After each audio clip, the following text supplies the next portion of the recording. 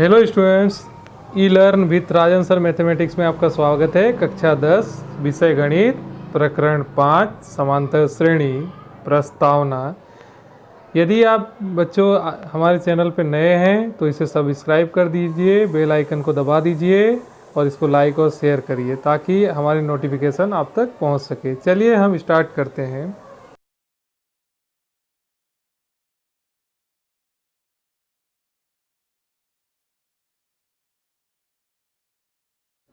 तो स्टूडेंट्स, आज हम लोग समांतर श्रेणी का चैप्टर पढ़ रहे हैं स्टैंडर्ड 10th में। समांतर श्रेणी समांतर श्रेणी समांतर श्रेणी। तो स्टूडेंट्स, समांतर श्रेणी का मतलब होता है अरिथमेटिक प्रोग्रेशन। अब यहाँ पे आपको सामान्य सी बात है वो याद रखने की है कि समांतर श्रेणी मतलब होती क्या है। तो नॉर्मली आप देखिए, मैं यहाँ पे नंबर्स लिखता हूँ 1 2 3 4 5 6 लाइक दिस। ओके स्टूडेंट्स, अभी आप इससे एक प्रकार की श्रेणी कहेंगे। हम इसे समांतर श्रेणी कह सकते हैं कि नहीं कह सकते, वो मैं आपको कंफर्म कराता हूँ। चलिए देखते हैं। अब आप इन दोनों को पेयर बना लीजिए ऐसे। ओके स्टूडेंट, देखिए इन दोनों के बीच का जो डिफरेंस है 1 है, इन दोनों के बीच का डिफरेंस है 1 है, इन दोनों के बीच का डिफरेंस देखिए 5 में से 4 गया तो 1 है, 6 में से 5 गया 1 है, 7 में से। कहने का मतलब स्टूडेंट्स क्या है कि जो भी संख्याएं दी गई है, यदि उनके बीच का जो डिफरेंस है दूसरी संख्या में से पहली संख्या घटाने का सभी में से, यदि वह समान आता है तो दी गई श्रेणी हमारी समांतर श्रेणी होती है। ओके, तो यहाँ पे देखिए सभी संख्याओं का जो अंतर है वह 1 1 आ रहा है। इसका मतलब ये हुआ कि दी गई श्रेणी कैसी है, समांतर श्रेणी है। चलिए इसके कुछ चीज़ों के बारे में चर्चा कर लेते हैं। यहाँ पे हम लोग चर्चा करेंगे समांतर श्रेणी का व्यापक स्वरूप। समांतर श्रेणी का व्यापक स्वरूप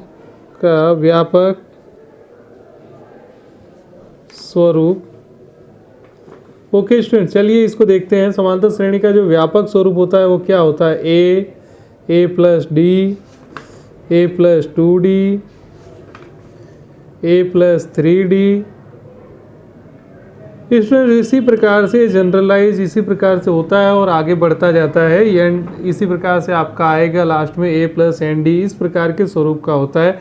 यहाँ पे आप थोड़ी सी बातें क्लियर कर लीजिए। यहाँ जो a दिखता है, इस a को बोलते हैं हम लोग प्रथम पद। क्या बोलते हैं, फर्स्ट टर्म, प्रथम पद। ओके स्टूडेंट्स, और यहाँ पे ये जो आपको d दिख रहा है, ये जो d है आपका, देखिए ये d, इसको बोलते हैं सामान्य अंतर या सार्व अंतर बोलते हैं, सार्व अंतर बोलते हैं। तो स्टूडेंट्स आप इस चीज़ को ध्यान दीजिए। सार्व अंतर मतलब जनरल डिफरेंस हो गया इसके बीच का। तो जो d यहाँ पे जो d होता है वो d निकालने का जो फॉर्मूला होता है आपका a2 माइनस a1 होता है, अर्थात दूसरे पद में से पहला पद घटा देना है। यदि यहाँ पे आप d1 निकालते हैं तो इसी प्रकार से यदि आप d2 निकालते हैं तो उसका फॉर्मूला आपका बनेगा a3 माइनस a2। d3 निकालेंगे तो उसका फॉर्मूला आपका बन जाएगा a4 माइनस a3। ओके, इसी प्रकार से हम लोग आगे बढ़ते जाते हैं। फिर ओके, यहाँ पे d क्या है, a क्या है, हमें समझ में आ गया है। इसको सार्वंतर, इसको क्या बोलते हैं, समांतर श्रेणी का स्टैंडर्ड फॉर्म बोलते हैं, व्यापक स्वरूप बोलते हैं। आगे की बातों की चर्चा हम थोड़ा सा करते हैं। देखिए ये a n बराबर होता है ये plus n minus 1 into D, अर्थात ये कोई भी समांतर श्रेणी होती है, उस समांतर श्रेणी का जो यहाँ n लिखा है वो nवां पद ज्ञात करने का फॉर्मूला होता है। nवां पद किस प्रकार से ज्ञात किया जाता है, ये उसका फॉर्मूला है। चलिए हम एक उदाहरण के द्वारा इस फॉर्मूले को समझने की कोशिश करते हैं। यहाँ पे मैं कुछ गिनती लिखता हूँ, 2 4 6 8 डॉट डॉट डॉट। यदि आपको इसमें कहा जाए कि पहला पद 2 है, दूसरा पद 4 है, तीसरा पद 6 है, चौथा पद 8 है, यदि आपको ऐसा कहा जाए कि इसका 46वां पद क्या होगा, 46वां पद बताएं।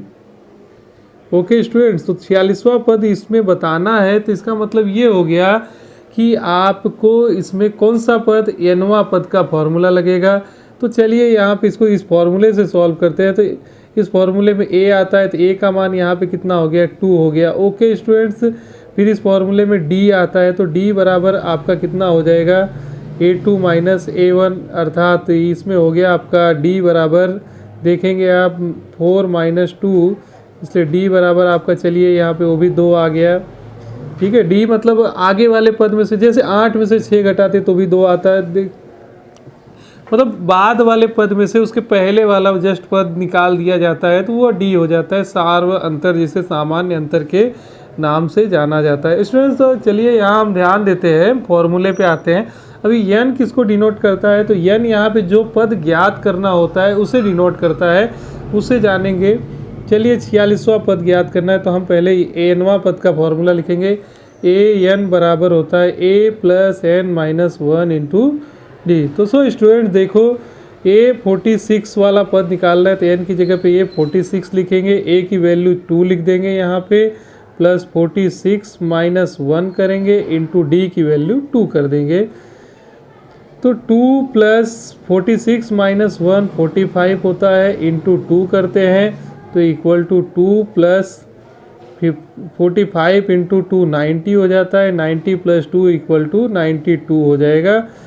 तो आपने यहाँ पे ये सवाल देखा, मैंने एक सवाल, एक उदाहरण अपने मन से लेकर के मैंने आपको समझाया। ये व्यापक स्वरूप हो गया, ये nवां पद ज्ञात करने का स्वरूप हो गया, a है, a d है, a को प्रथम पद, d को सार्वंतर। ओके स्टूडेंट्स, ये इस प्रकार की टर्म्स दी रहती है, तो इसको a1, इसको a2, a3, a4, a5 जैसे an तक जाती है टर्म्स, तो इसे इस प्रकार से डिनोट किया जाता है। चलिए हम कोई सवाल लेकर के, एक्सरसाइज का कोई सवाल लेकर के उसको देखते हैं। एक्सरसाइज 5 पॉइंट का एक सवाल लेते हैं, उसमें लिखा है a और d ज्ञात कीजिए। यहाँ पे हम लोग लिखते हैं, चलिए एक्सरसाइज का 5.2 का एक सवाल लेते हैं, उससे सॉल्व करने की कोशिश करेंगे। आपको यहाँ लिखा गया है, दी गई एपी के प्रथम 4 पद लिखिए। एपी के अर्थ, एपी अर्थात होता है अरिथमेटिक प्रोग्रेशन। एपी के प्रथम 4 पद लिखिए, प्रथम 4 पद लिखिए, 4 पद लिखिए या बताइए जो भी है। तो यहाँ पे हम लोग इसको सॉल्व करेंगे। देखिए क्या दिया गया है, फर्स्ट है आपको a बराबर 10 दिया है, d बराबर आपको 10 दिया गया है, आपको प्रथम 4 पद लिखना है। तो स्टूडेंट्स आप क्या करेंगे, इसका व्यापक स्वरूप लिख देंगे। यहाँ लिखेंगे समांतर श्रेणी का व्यापक स्वरूप, समांतर श्रेणी का व्यापक स्वरूप क्या होता है, व्यापक स्वरूप, समांतर श्रेणी का व्यापक स्वरूप जो है हम यहाँ लिखेंगे a plus D, a plus 2d। कहाँ तक जाना है, तो चार पदों तक जाना है, तो a प्लस 3d, इस प्रकार से। सो स्टूडेंट्स हम लोग यहाँ वैल्यू सब्स्टिट्यूट कर देते हैं। 10 प्लस 10 हो जाएगा, ये यहाँ पे 10 प्लस 2 इंटू 10 हो जाएगा। इसी प्रकार से a की जगह पे 10 और ये 3 इंटू 10 हो जाएगा। ओके स्टूडेंट्स, तो इस प्रकार से ये जो है 10 आया, ये 10 हो गया आपका 20 हो गया। 10 2 20 प्लस 10 30 हो जाएगा। 10 3 30 प्लस 10 40 हो जाएगा। इस प्रकार से ये आपके पहले 4 पद हो गए। ओके स्टूडेंट्स, एक आध सवाल और लेकर के मैं आपके सामने सॉल्व करता हूँ कोई, ठीक है।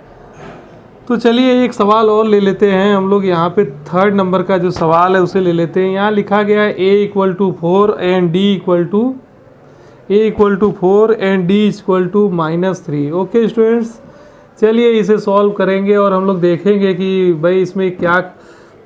तो सबसे पहले क्या लिखेंगे, समांतर श्रेणी का व्यापक स्वरूप, समांतर श्रेणी का व्यापक स्वरूप, व्यापक स्वरूप। ओके स्टूडेंट्स, तो हम इसके पहले व्यापक स्वरूप को लिखेंगे। 4 पदों तक निकालना है, तो 1 a प्लस डी 2 हो गया, a प्लस 3d 2d ये तीसरा पद हो गया, a+3d ये आपका चौथा पद हो गया। ओके स्टूडेंट्स, चलिए यहाँ पे हम वैल्यू सब्स्टिट्यूट करते हैं। a की वैल्यू 4 हो गई, 4 + d की वैल्यू -3 है, फिर 4 + 2 × -3 हो जाएगा, फिर 4 + 3 × -3 हो जाएगा। ओके स्टूडेंट्स, चलिए अब इसका मान रखेंगे, ये 4 हो गया, 4 + 4 -3 हो जाएगा, +4 -3 हुआ, फिर उसके बाद +4 3 दूनी 6 -6 हुआ, फिर 3 3 9 4 -9 होगा। तो इस प्रकार से हम इसकी वैल्यू रखेंगे। 4 4 - 3 1 हो जाएगा, 4 - 6 -2 हो जाएगा, 4 - 9 -5 हो जाएगा। तो ये हुआ इसका समांतर श्रेणी का 4 पदों तक का सवाल। तो इस प्रकार से हमने आज के वीडियो में ये देखा कि समांतर श्रेणी किसे कहते हैं, समांतर श्रेणी का व्यापक स्वरूप क्या होता है, समांतर श्रेणी का n वां पद कैसे ज्ञात किया जाता है, समांतर श्रेणी के जो पद हैं a और d क्या डिनोट करते हैं, ये चीज़ें देखी। d का फॉर्मूला भी आज के पीरियड में हम लोगों ने पढ़ा है। तो स्टूडेंट्स, आज हम लोग इतना ही करेंगे, बाकी की बातें तो बाकी के सवाल अगले अपने नेक्स्ट पीरियड में करेंगे। तब तक के लिए धन्यवाद।